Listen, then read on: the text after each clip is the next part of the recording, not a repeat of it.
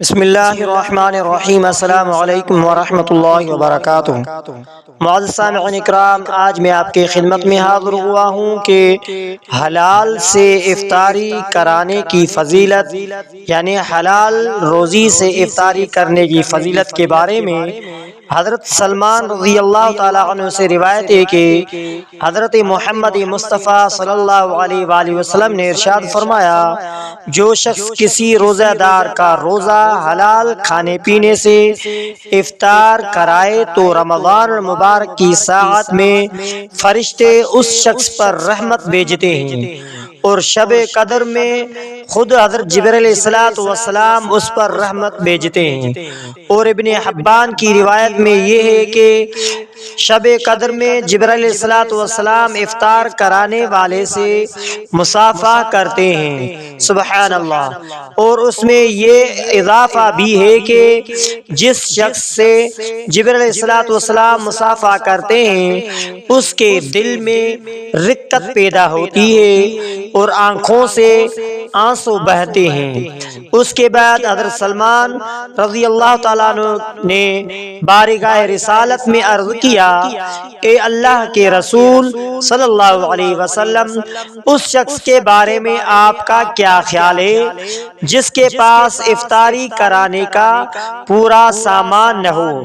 آپ صلی اللہ علیہ وآلہ وسلم نے ارشاد فرمایا، یہ فضیلت حاصل کرنے کے لیے کھانے کا لقمہ بھی کافی ہے۔ حضرت سلمان رضی اللہ تعالیٰ عنہ فرماتے ہیں کہ میں نے پھر عرض کیا، اے اللہ کے رسول، جس شخص کے پاس روٹی کا ایک ٹکڑا بھی نہ ہو اس کے بارے میں کیا ارشاد ہے؟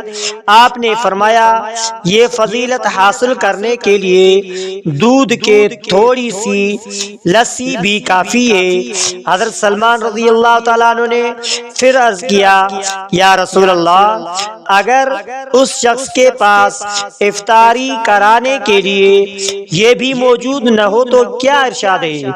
رحمت للعالمین صلی اللہ علیہ وآلہ وسلم نے ارشاد فرمایا، یہ عظیم تر فضیلت حاصل کرنے کے لیے پانی کا ایک گھونٹ ہی کافی ہے، یعنی جو شخص پانی کے ایک گھونٹ سے کسی کو روزہ کھلوا دے اس کو بھی خدا پاک یہ فضیلت عطا فرما دیں گے۔ ان کی رحمت بہت وسیع ہے، محروم نہیں فرمائیں گے۔ اس کا مطلب یہ ہے کہ صحابہ رضی اللہ عنہم اجمعین کی شان بھی بڑی ہے۔ آخر کچھ بات تو تھی کہ خالق کائنات جل مجدہ نے اپنے پیارے حبیب صلی اللہ علیہ وآلہ وسلم کے ہمراہی کے لیے ان کو منتخب فرمایا اور جملہ انبیاء علیہ السلام کے باقی تمام امتوں سے ان کو ایک مقام خاص عطا فرمایا اور دنیا ہی میں ان کو اپنی رضامندی کی بشارت سے نوازا۔ اندازہ کیجئے حضرت سلمان رضی اللہ تعالی عنہ نے کس طرح سوال در سوال کر کے باری تعالی کی رحمت کو کتنا وسیع کرا دیا۔